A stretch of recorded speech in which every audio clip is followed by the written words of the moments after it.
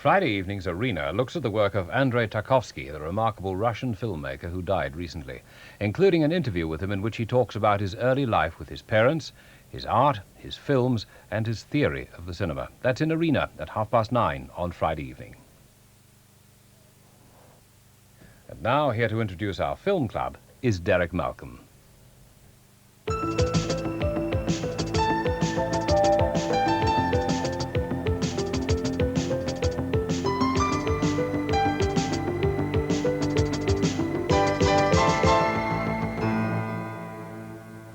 Good evening.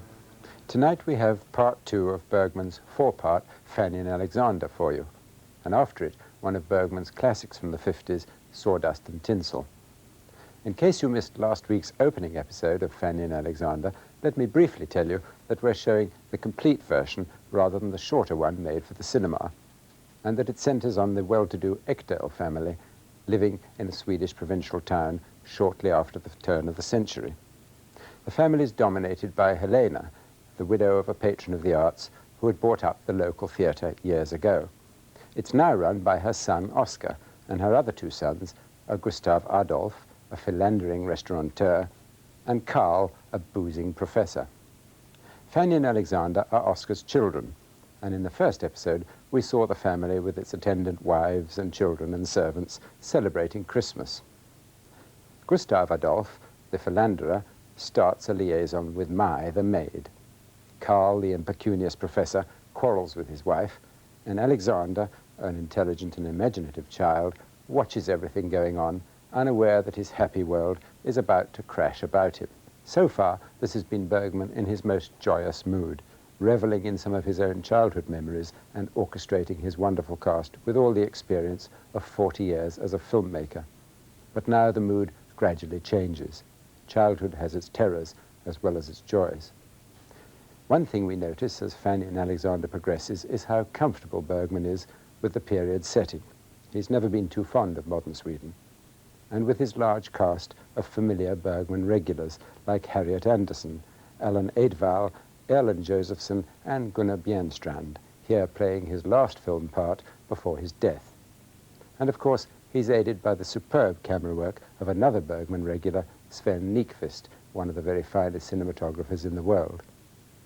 It isn't perhaps surprising that the film dispels the unmitigated darkness of the works that emerged from the 6-year period of Bergman's self-imposed exile in West Germany after hideous tax problems in his home country. With Fanny and Alexander, he's back home again and reveling in it. If this is really to be his last film for the cinema, it's a glorious testament to his art. And if you want to know why the film is called Fanny and Alexander, despite the fact that Fanny doesn't really have a major part, Bergman says, "I think it all has to do with the nature of the picture and me and Fanny and Alexander. We, everybody in the film, we're all children, grown-up children and very old children, wise children and cruel children, but all children." That's the reason I couldn't find another title. Episode 2 of Fanny and Alexander. The great thing, I think, about Fanny and Alexander is that, like the very best soaps, it makes you desperately want to know what happens next, and we'll have to wait a week for that. Sawdust and Tinsel, our next Bergman film, is in a totally different vein. For one thing, it frequently looks like a conscious bow to the expressionist silent films of a bygone era. In fact, Bergman based it visually on Dupont's Variety with the great Emil Jannings, and the remarkable visual style is heightened not by music from that time, but by a very modern score from a contemporary Swedish composer. It's the astonishing look and sound of the film that shocked so many in its day, that and the barely suppressed violence of its characterization as its story of sexual jealousy unfolds. Again, we're at the turn of the century, and everything takes place within the time span of 24 hours, as it does in both The Seventh Seal and Wild Strawberries, which we'll be showing you later. Its chief protagonists are the owner of a small traveling circus and an actor who seduces his mistress. And its theme is not just the terrifying nature of sexual jealousy and humiliation, but the often grotesque masks people wear to prevent other people seeing what they're really like. The circus milieu is, of course, a metaphor for life, and lines like "We're stuck fast in hell" suggest the unrelenting pessimism so many find hard to take in Bergman. Yet Sawdust and Tinsel isn't really a pessimistic film, since despite all its acute communication of discomfort and pain, its resolution suggests that its chastened characters are not entirely defeated by life. In fact, they blunder on with some dignity.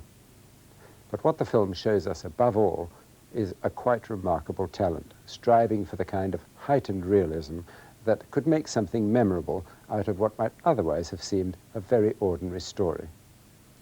We now recognize it as a tour de force, perhaps a little self-conscious now, but still with a remarkable and very formidable kick. No one but Bergman could possibly have made it, astonishing silent dream sequence and all. If, as Bergman suggests, we wander this earth scared of each other and ourselves, you couldn't have a film that gives the fact more tangible expression. Sawdust and Tinsel by Ingmar Bergman. Life is a Veil of Tears by Ingmar Bergman. Try not to dream tonight.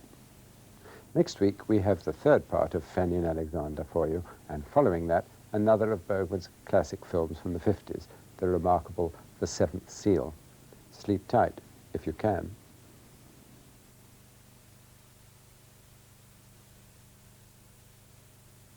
Friday's Arena looks at the work of the Russian filmmaker Andrei Tarkovsky, one of whose films, incidentally, Andrei Rublev, will be shown in Film Club in about a month's time. Arena examines his work and includes a rare interview with him in which he talks about his early life and his theory of the cinema. That's in Arena on Friday evening at 9:30. That's what we have for you tomorrow evening, with at 6:30 the Money Programme, followed at 7:15 by On the House, the programme that helps you to help yourself with any home improvements. And tomorrow you can take a look at the finished kitchen in the house at Pebble Mill.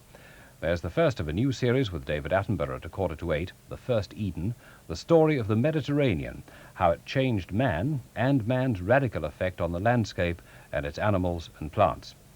At 8:40 we make the first of our two visits. The second is at 11:50 to Preston for the international darts match between England and Scotland. And at 9:20 there's the review of some of the week's television in Did You See? The final of the World's Professional Billiards Championship is at 10 o'clock, and with Screen 2, Inappropriate Behavior by Andrew Davis, who wrote our much-praised drama series of Very Peculiar Practice, at 10:30. That's tomorrow evening here on BBC2. Well, the time now is just after 27 minutes past 12, and for night hours, why, there's Radio 2 on the air now and all the way through into the morning. But from us here on BBC2, that's the end of things until tomorrow. Thanks for keeping us company tonight. Perhaps we'll meet up again tomorrow. This is Martin King, on behalf of everyone here, wishing you a very good night. Good night to you.